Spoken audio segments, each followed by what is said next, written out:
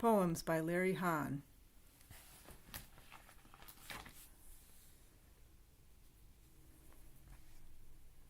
To my lovely wife and forever love, with whom all things seem possible.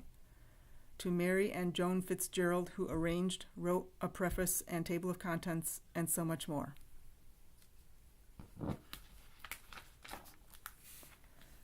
Table of contents.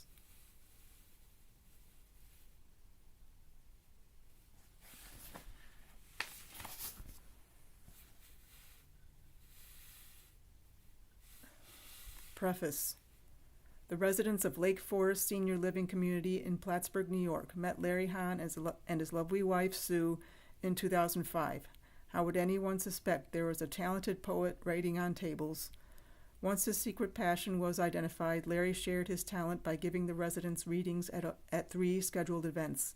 The poems and stories in this collection are ones Larry shared with Mary and Maureen Fitzgerald, 2 former residents, so that they could be placed in the Lake Forest Library for all to enjoy. After leaving Plattsburgh, Larry and Sue settled in Saratoga Springs, New York. North Country Adirondack Images. The Army had drawn us away to Oklahoma, and only years later were we able to return. On a cold and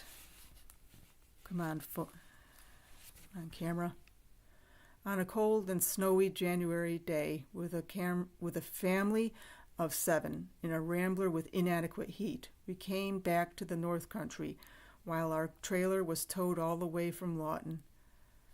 But we weren't leaving home. We were returning, our hearts to the land of our grandparents.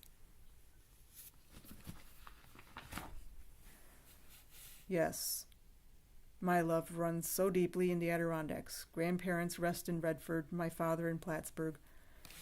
Grandparents and uncles worked hard to keep and maintain the family farm. My grandfather would walk past the stone fences to survey his fields, so proud of the land his hands had shaped and transformed. The black, rich loam, the pine needles spread like a carpet beneath the trees, mountains that project into the sky, and I can see why so many fight so fiercely to keep their land independent.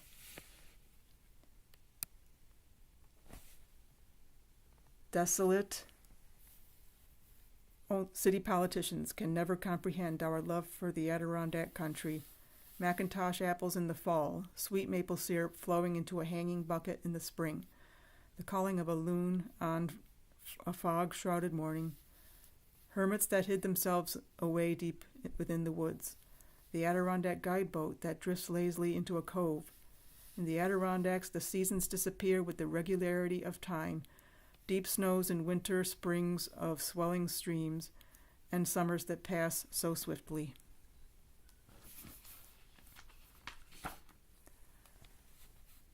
I've seen the dark soil run between my sister's fingers when she begins to plant her garden, and the way the Adirondack sunlight fell softly upon her hair.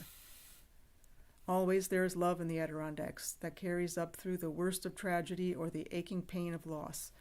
And if you leave for months or even years, you will be drawn back by the siren's song of memories, for the North Country has always been a part of you and forms the matrix of your being. And at unexpected times, your thoughts will become filled with the wonder and, yes, even grace of an Adirondack evening.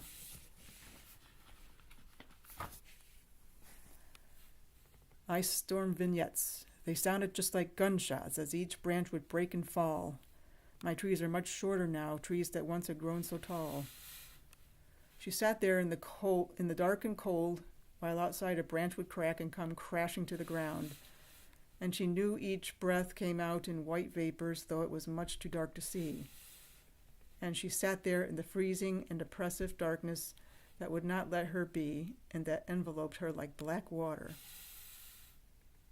She sat there in the darkness of her home of 30 years and did not want to leave, in spite of her anxiety and fears that were magnified by a world torn apart by rain and ice and storm.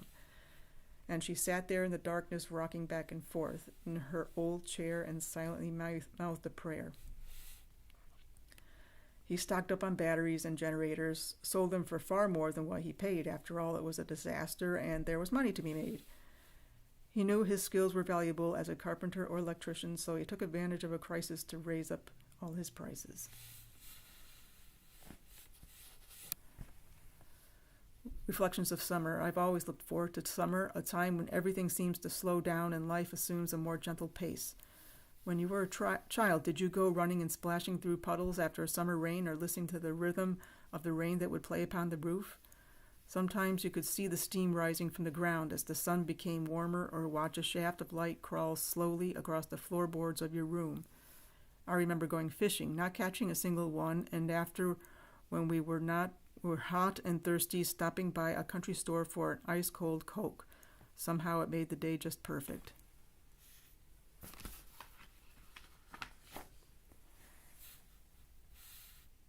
If God or nature or whatever spirit you believe in were to choose a season, I'm sure it would be summer. There is in summer a certain kind of joy not found in other seasons. Everything always seems much sweeter in summer. If you're in love, you feel as if you are the only one in love in the entire world and that your love must be the most intense. Summer does that to a person.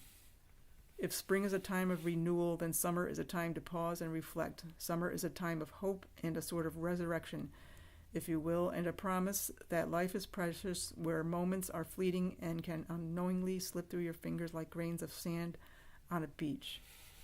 Summer is a time for making new friends and cherishing the ones you have, and a time to renew the bonds that are interwoven into all our lives. And then there are summer nights where the sky is so achingly beautiful and each star glows so intensely that it reminds one of the infinite possibilities of our lives.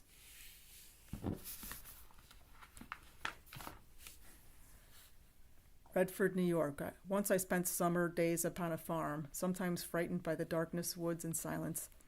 I remember walking across the fields to pick raspberries, always placing more in my mouth than in the old Shed's peanut butter pail I would carry with me.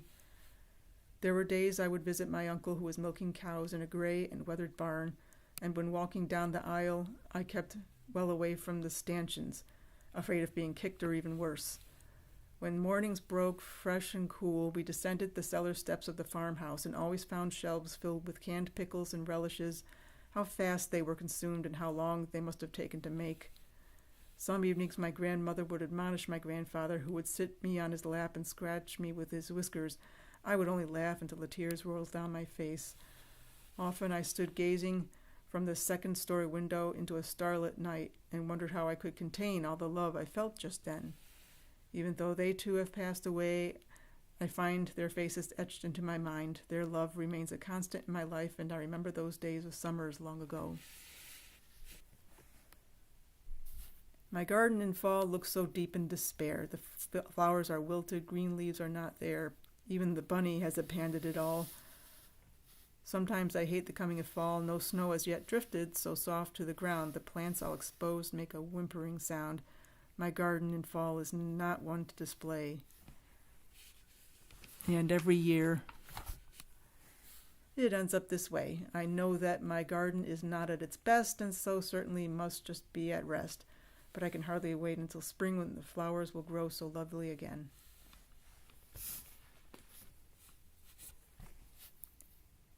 O Santa landed upon the roof with his sleigh, reindeer and sliding hoof. He scrambled up to the chimney top and climbed over the edge, only to drop with such a loud and sooty thud, and onto their fireplace floor with such a mighty, big, and sweaty shove he managed to push through the fireplace door, and laden with presents he spread 'neath the tree. He had at least one for you and for me. So be thankful for all the trouble he had, and that you and I were not so bad.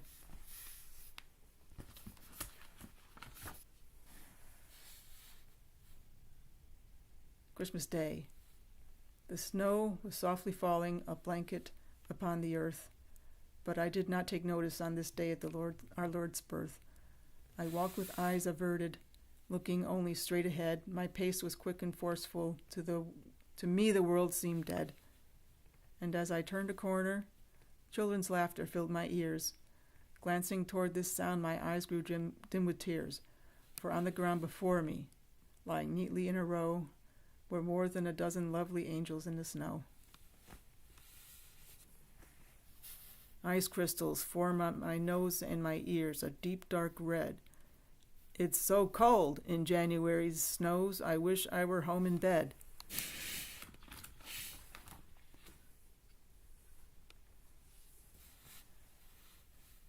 Reflections Haiku. Life is a soft mist that rises and disappears into the sunlight. I go to sleep dreaming of fairies and elves. When dawn does appear, it will be as ourselves. So sleep is a mercy bestowed on us all, till once again daylight does call.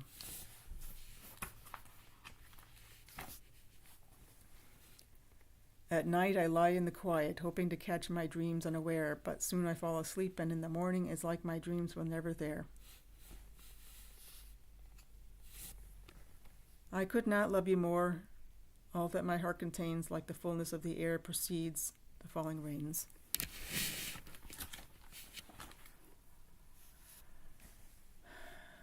The perfect gift. I tweeted and Facebooked, used texting and email, and called every store without fail. I moved on from store to store to store, searched throughout each and on every floor. I squeezed through doors like toothpaste from a tube and put up with everyone who was rude. Checked every sale brochure and every single ad until I thought I would certainly go mad, and it occurred to me, oh, what the heck, I guess I could simply write out a check.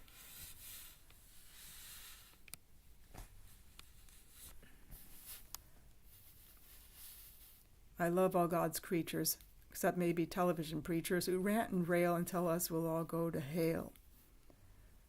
Certainly they can't mean me or you or my wife, whom I love dearly, so let them scream about what they believe. Me, I think I'll just turn the channel and watch HGTV.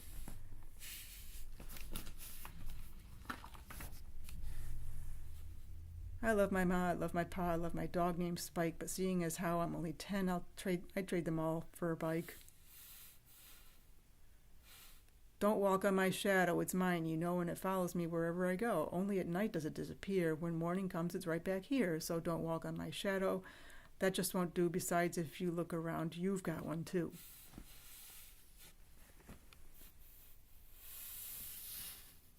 There was a dinosaur called Ted. Sorry, but he's long since dead.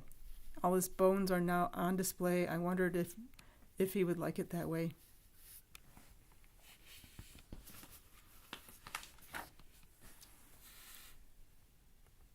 I'm a pig, oh, not the human kind. I like to wallow in the mud and sit on my behind.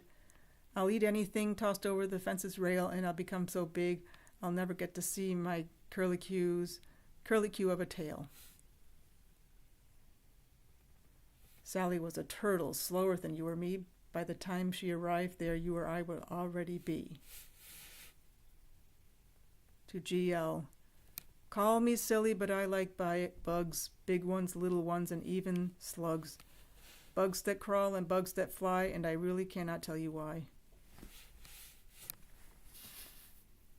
A frog jumped on my face. To me, he looked so out of place. Do you think friends will notice him, that green frog up above my chin?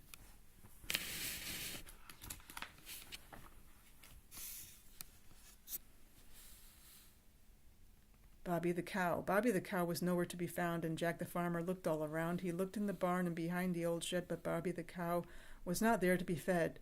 Farmer Jack climbed to the loft and searched with his eyes. There still was no Bobby, to his surprise. But you and I know where Bobby has gone. She's out in the meadow enjoying the dawn, eating some newly mown hay and aimlessly wandering this summer day. Her tail is swishing circles, large and small.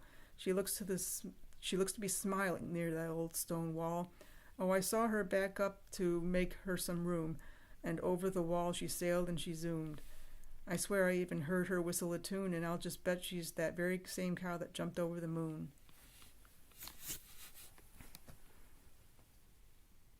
Mary had a little lamb, and then she was subjected to scientific scrutiny. Hard copy called and wanted an interview, and she was offered a movie of the week. Social Services and the Humane Society argued over who had jurisdiction, and she was not going to put it up for adoption, but She changed her mind, and the lamb suffered from fetal alcohol syndrome because Mary drank too much, and Mary developed a thing for little Bo Peep and started stalking her, and was arrested after violating an order of protection, and the courts took the lamb away, and Mary had a little lamb for a while anyway.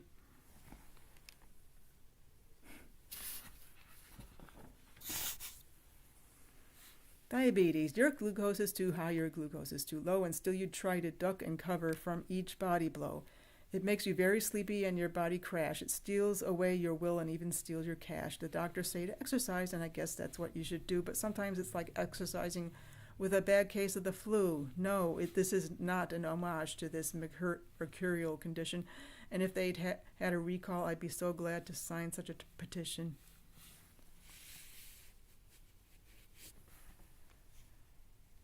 The Lake Forest Residents Anthem. Tax the elderly, the disabled too. Tax them both so there's more for you. Tax Lake Forest in every bed, and while you're at it, tax each graying head. Break your agreements, go back on your word, take them to court so your voice will be heard. It doesn't matter to you at all. Turn seniors against seniors, and divided they fall. Go ahead, upset families, grandmothers, grandfathers, retired or ill, you don't care who it bothers as long as you get your fill.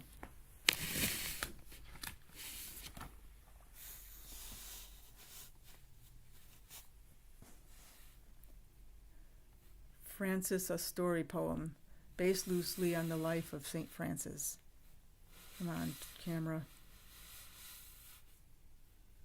The cold rain ran in rivulets down his face and soaked his robe, sending chills through his thin body. And Francis fell to his knees in the mud, and he gave thanks for Sister Rain. Sister Bird. One day, Brother Francis was out walking and came upon an injured bird. He bent over and lifted the small, trembling form, warming it in the cup of his hand.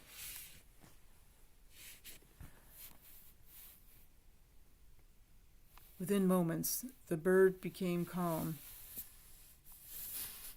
and its wings began to flutter. It rose into the air and circled Francis as if it were reluctant to leave.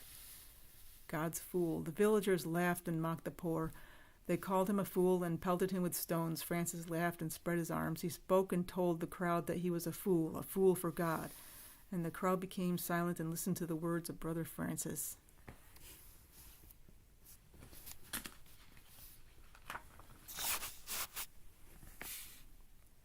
Temptation. Father, I walk these darkened streets, and at night I can hear laughter and music emanating from the houses, and I, Francis, have nowhere to lay my head. Father, the path you have chosen for me is hard, and the path is strewn with temptation.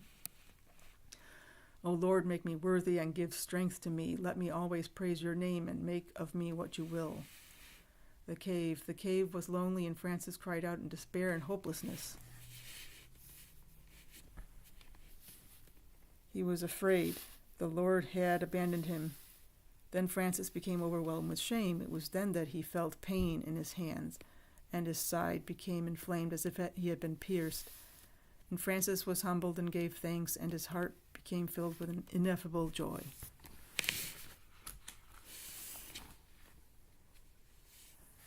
When Buddha walked the earth, a story. He searched for enlightenment and tried starving. He went without sleep, sought out the sages and the prophets, and yet he found no solace, no answers to his quest.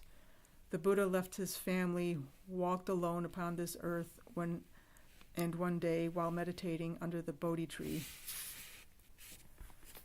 his eyes and heart were opened, and his soul enlightenment received, for the truth lay not without or within another's light. It was already there within, and the Buddha then gained sight.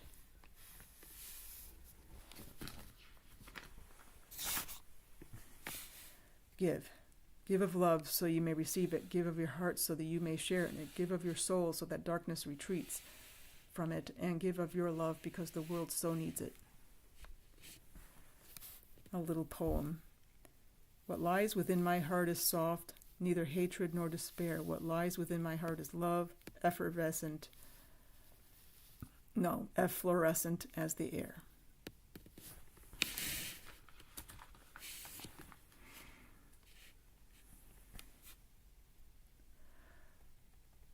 From one generation to another, history created and passed down to be cherished, forging links to the following generations, from parent to child and grandparent to grandchild. A sense of continuity, come on, camera, and belonging, each generation in its time giving way to the next. No one ever forgotten, encoded in our genes and memories, and pressed within our hearts, much like a leaf from our childhood is preserved between the pages of a book. A reminder of a time and place where for a moment love was ours to hold. Learn from a child. Learn from a child to laugh at nothing or cry. If a child must, that love is forever and cannot possibly turn into dust. Learn from a child to sing a song, though you don't know the words or the tune, that each day and each season can be like the happiest days of June. Learn from a child to rest at night in the sureness that morning will come, that the world is a place filled with much wonder, and to make bubbles from a mouthful of gum.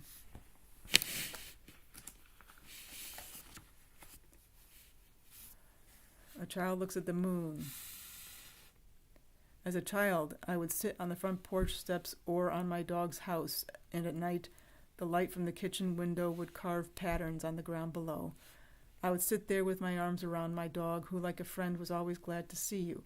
Oh, there were times when the loneliness would fall and I would gaze at the moon, a blue oval in the evening sky, and there we were, just the three of us, the moon, the dog, and I. I'm thinking of Sue. I think you see beyond the shadows that I cast. Your eyes have insight into the deepest parts of my being. Perhaps it's the pain you have endured that makes you more sentient than other people I have known. Sometimes I wonder what you see in me which others fail to notice. Oh, in my eyes you embody love and light like rainbows or the sun, glinting off the water in bright hues of blue and yellow. And if there are tears,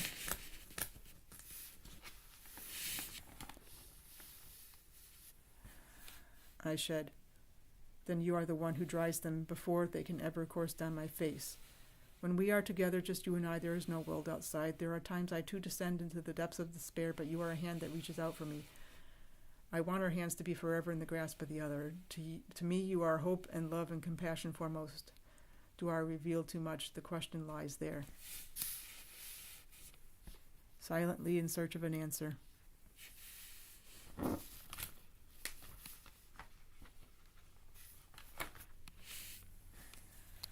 To Sue with love. If I had known you were somewhere in my future, I might have been less despairing or disappointed. If I had known you were just around the edge of time, I might have realized that each day passing was one day closer to you, to love, if I had only known. Of wives and mothers, she works with love. She works it with her hands and heart. She doesn't destroy it or parse love into parts. She shapes and then she molds it with the softness of her hands, and willingly she gives love, and that it demands. She works with love, shields it from all darkness with her prayers. She gives it her protection. I often think that she has with God an unfathomable connection.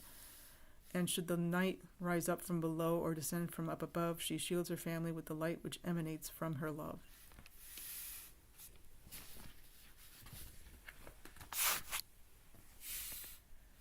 How she does this, no one really knows, but to me it's much like magic in the special way it flows. Mama said, don't chew your food with your mouth open and don't walk in the mud with your brand new shoes. Mama said when I ran through the house and knocked over the lamp, just wait till your daddy gets home. Mama said good boys don't put their fingers in their noses and they don't play games with their jello. And the night when it was time for bed, Mama said I love you, and that's the best thing Mama said all day.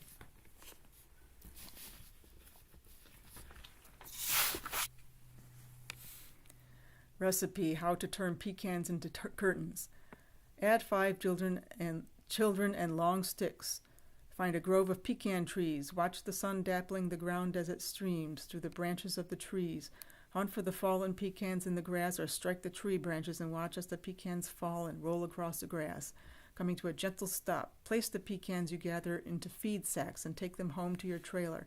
Take out a pocket knife and peel the hard green shells from the pecans. Continue peeling the pecans as your fingers begin to hurt and they turn a forest green.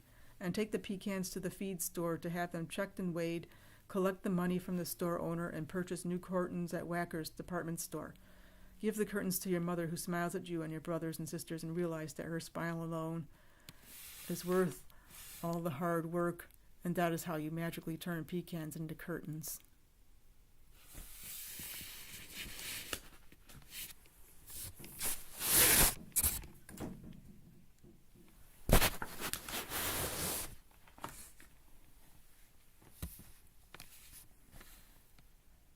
They don't listen anymore. What does she know at 84? Her hair is sparse and turned to gray. Why? She just gets in the way. No, they don't hear a word she says. Her words fall on deaf ears. They cannot see behind her eyes, her hopes, her dreams, her fears. Oh, youth, they think it forever lasts, are blind to how precious each day is. The future seems so far away, but we cannot make a minute stay. Next time you see the trembling hand, the walker or wheelchair, remember behind those eyes there still remains a person there. Grandma's shawl. Grandma's shawl was woolen knit and lay warm upon her shoulders. It shook when Grandma laughed, rose and fell when she would breathe, and her hand would gently hold it when the tears would overflow. It was that hand that held her rosary as each bead slipped through her fingers, and when she closed her eyes and fell asleep, her rosary would lie upon her woolen shawl that lay soft upon her shoulders.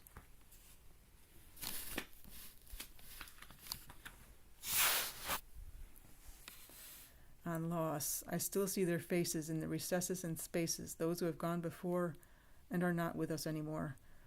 Yes, I still feel their strength and love commingled like feathers of a dove, an infinite moment of times together we once spent. I still listen for a voice or step, but silence is what my heart has met. No answer to the why or for, like the soft closing of a door. Rwanda and Darfur. Oh, tear my heart, oh, tear it all apart into ragged, jagged pieces. Oh, hate is cold and evil, but remember, hate is feeble. When it comes into the light, it shrivels and releases its last and dying gasp on each and every one. So I try with all my love to put my heart together and pray the day will never come again when my heart begins to wither. Love is the only antidote, the one way that we can cope. Love stronger than all hate.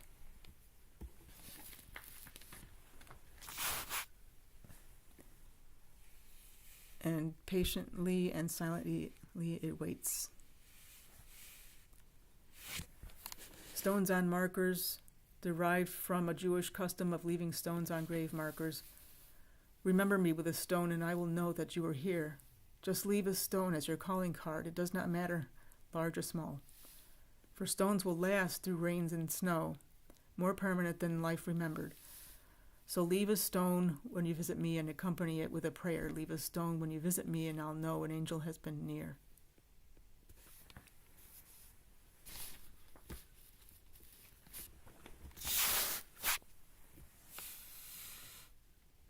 When he looked down from the cross, there was a still light in his eyes that only love could sustain.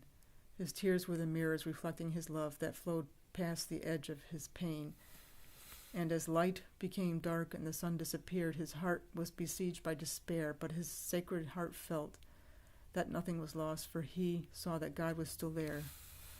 So when darkness envelops and loneliness comes, his love penetrated the night, and our hearts become filled with the love that he gives, and blindness is turned into sight.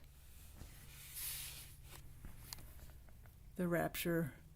She stood poised on the edge of an abyss. Her diaphanous gown fluttered softly in the breeze. Her arms were outstretched as if to embrace the world before her. Was she about to leap, or was she daring fate? The observer could not be sure of her intentions. From behind her back, a pair of wings began to unfold, and an unearthly light bathed her entire being. Slowly she ascended from the earth as if her wings had caught the air currents and lifted her into the azure sky. Upon her face was complete joy, much like a child has when playing. The shepherd. I would not have believed it had I not seen her with my own eyes. I was just a young shepherd, although I did have some learning. I still had many unpolished thoughts flowing about in my head. I knelt down in the grass and clasped my hands together. My eyes stared toward the heavens, and my heart was filled with both awe and fear. Then the angel spoke to me in a voice that was not of this earth, and in my own language. She spoke of the wonders of a man called Jesus, and how he was sentenced to die a most horrible death.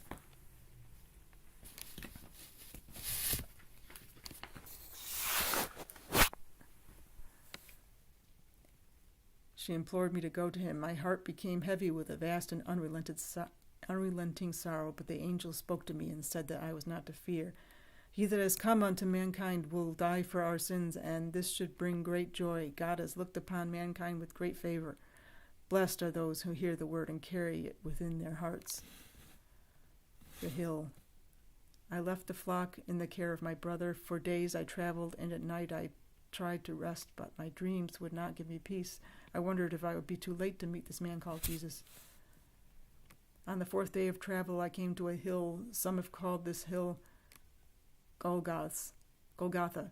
Upon the hill stood 3 crosses that cast long shadows upon the ground. Quietly, I asked a centurion if one of these men is the one they call Jesus. He spat upon the ground and pointed at the middle cross.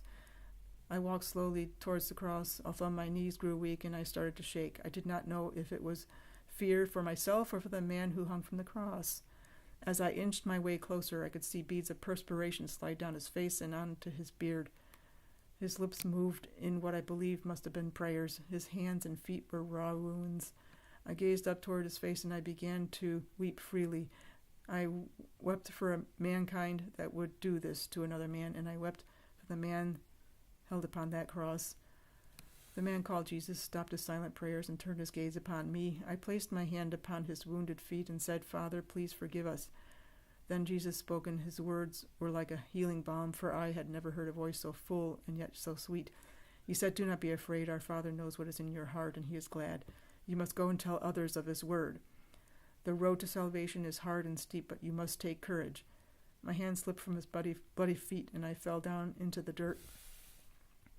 I cannot say with certainty what happened next, for my eyes were downcast. I do remember these words, "Father, forgive them, for they know not what they do." Nor do I know how long I lay there, but upon awakening I found the hill empty of all crosses, and I was alone. The sun hung suspended from the sky like a flaming lamp. I knew then that I could not return to my sheep. I would never see my family again. But the pain of this revelation was replaced by an even greater joy. I was given the word, and the word was love.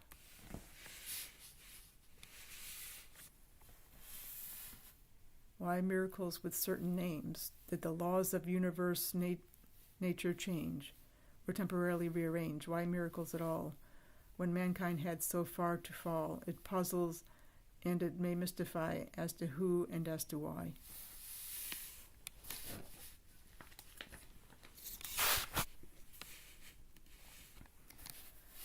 The boy who loved purple. My nephew liked purple, so orange or blue just would not do. The sky, a tree, and even grass, too, and a sunset had a crayon purple hue. Oh, yes, his jacket was purple, as were his tennis shoes. He would give no other color such attention.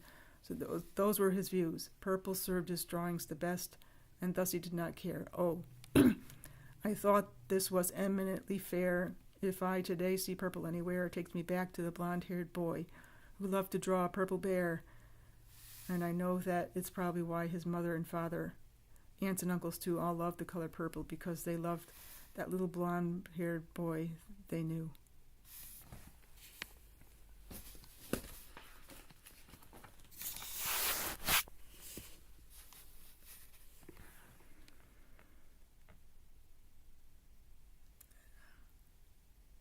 That's a photo Larry took of a pixelated woodpecker.